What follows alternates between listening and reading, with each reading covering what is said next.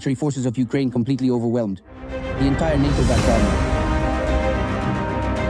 Military exercises in Estonia ended in complete fiasco for the soldiers of the North Atlantic Alliance. NATO saw the future and turned out to be unprepared. Recent warfare simulations using drones clearly demonstrate just how much more the alliance urgently needs to accomplish to absorb and implement critical lessons from the ongoing war in Ukraine. A dozen experienced Ukrainian drone operators destroyed 2 battalions of servicemen from Estonia and the United Kingdom. The Ukrainian Defense Forces demonstrated the capabilities of unmanned systems forces as a separate branch of the military. What is the advantage of the Ukrainian armed forces over, on paper, the world's strongest armies? Why is NATO unprepared for modern warfare? All of this and much more is coming up right now in Arsenal. As reported by the Wall Street Journal in the spring of 2025, during the joint military exercises of the Ukrainian Armed Forces and the North Atlantic Alliance, EJE 2025, in Estonia, a Ukrainian team of 10 fighters acting as the opposing force simulated the destruction of 17 armored vehicles and 30 strikes on other NATO military targets in just half a day. These exercises clearly demonstrated that the Ukrainian side is truly at the forefront when it comes to implementing innovative and advanced combat systems. We're talking about the use of reconnaissance drones, the remote mining of roads, and, accordingly, the effective use of FPV drones.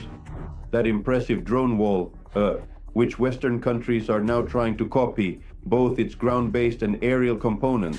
For the exercises, an overloaded battlefield was designed to create maximum stress for the servicemen.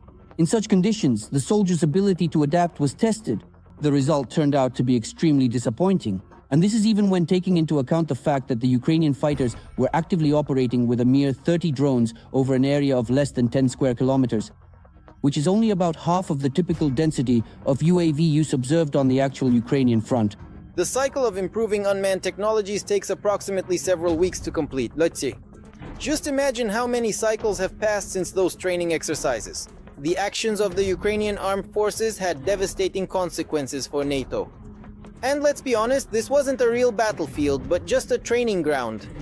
If these exercises ended in disaster, actual combat would have ended even worse than this.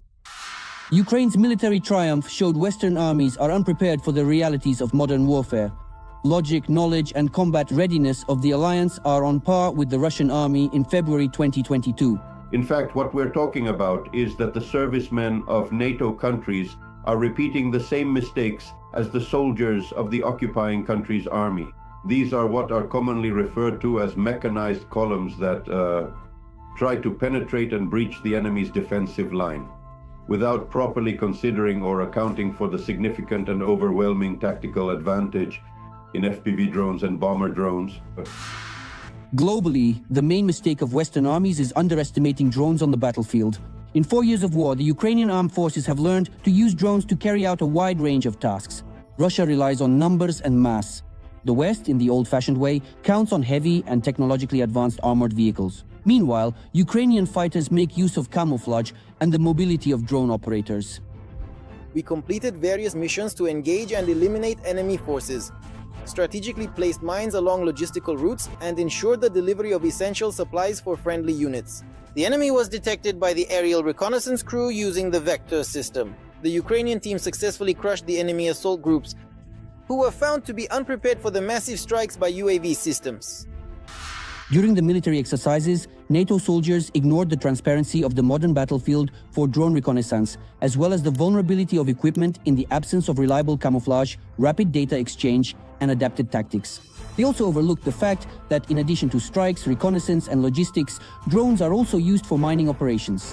What more is there to say if during the time Ukrainian drone operators destroyed 2 British-Estonian battalions, the servicemen of the North Atlantic Alliance couldn't even actually locate the positions of the Ukrainian operators?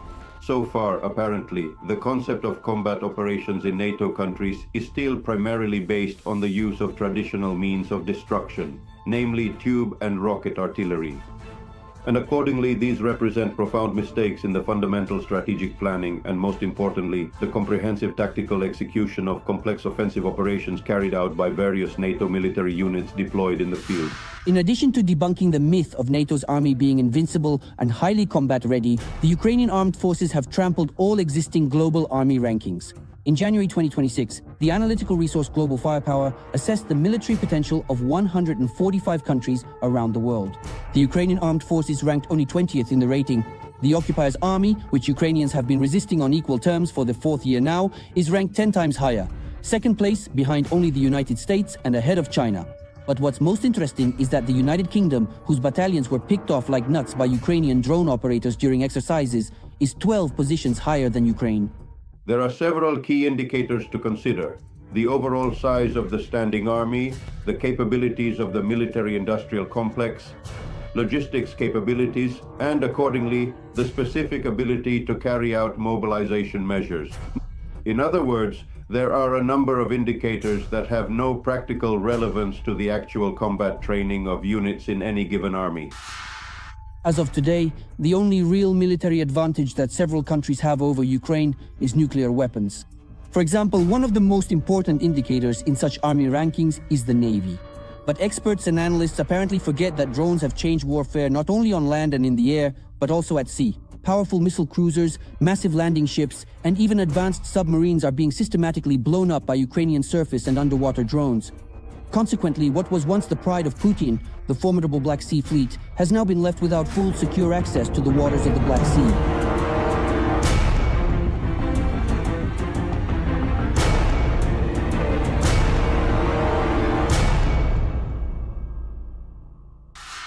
In February 2022, flexibility, the ability to adapt, and creative thinking became the foundation of the Ukrainian armed forces' successful actions. Military exercises in Estonia demonstrated that 4 years of war in Ukraine have taught European armies almost nothing. Valuable lessons are not simply learned in an automatic fashion, rather they are truly learned only when you develop new concepts, change doctrine, revise training, requirements for armaments, and even organizational personnel policies. As they say in Ukraine, either you change or you die. We in the EU must also adopt this mantra. The point is that NATO fully understands the capabilities of Ukraine's defense forces at the moment, especially when it comes to implementing innovative combat systems within units of NATO countries.